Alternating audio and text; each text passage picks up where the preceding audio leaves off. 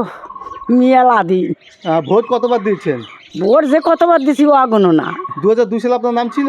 আমার নাম ছিল না, আমার মার নাম ছিল। আপনি এখন কি চাইছেন? আমি চাইছি আমার ভোটের ছবি। শুভ বিকাল। আমি এই মুহূর্তে হচ্ছে হরিয়াপাড়া ব্লকের 136 নম্বর বুথে, যেখানে জানা যাচ্ছে যে একই পরিবারের 5 জন ভোটারের নাম ডিলিটেড অপশনে রয়েছে। আপনাদের আবারও একবার জানিয়ে রাখবো যে 136 নম্বর বুথে একই পরিবারের 5 জন ভোটারের নাম ডিলিটেডের অপশনে রয়েছে। আপনাদের জানিয়ে রাখবো যে গত 28শে ফেব্রুয়ারি যে ইলেকশন কমিশন চূড়ান্ত ভোটার লিস্ট প্রকাশ করেছিল, সেই ভোটার লিস্টে 136 নম্বর বুথে 17 জন ডিলিটেড ভোটার এবং 4 জন আন্ডার অ্যাডজুডিকেশনের তালিকায় রয়েছে। আমি পেয়ে গেছি 136 নম্বর বুথের একজন ভোটারকে, যার নাম ভোটার তালিকায় ডিলিটেড অপশানে রয়েছে। আপনার নাম ডিলিটেড অপশানে রয়েছে। প্রথমে নমস্কার আপনাকে। আপনি কীভাবে জানতে পারলেন? আমি জানছি ওই ভোটের ইয়া ওই লিস্টটি। আমি তো বলতেও পারবো না। আপনি এখানে কতদিন ধরে বসবাস করছেন? ওহ মেলা দিন। ভোট কতবার দিয়েছেন? ভোট যে কতবার দিছি ও আগুনও না। 2002 সালে আপনার নাম ছিল?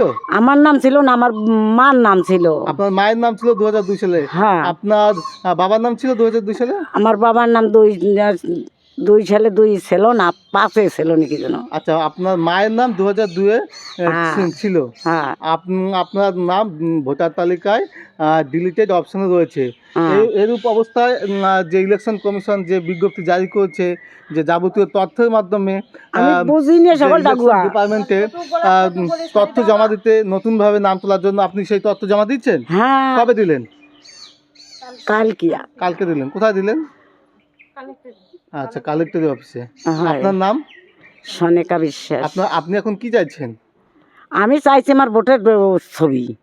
আপনার ভোটের ছবি? ভোটের ছবিতে আপনার রয়েছে, নতুনভাবে নাম ভোটার লিস্টে থাকুক, সেটাই চাইছেন, তাই তো? আপনার পরিবারে আর কার কার নাম রয়েছে?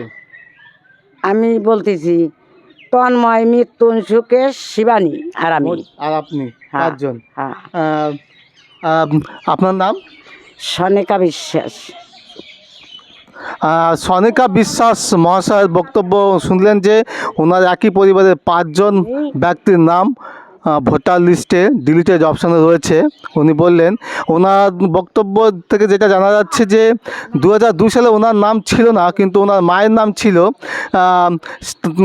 মায়ের নাম দিয়ে উনি ম্যাপিং করিয়েছিলেন, কিন্তু তা সত্ত্বেও ডিলিটেড অপশানে ওনার নাম চলে এসেছেন। শুধু ওনার নাম নয়, ওনার একই পরিবারে 5 জনের নাম।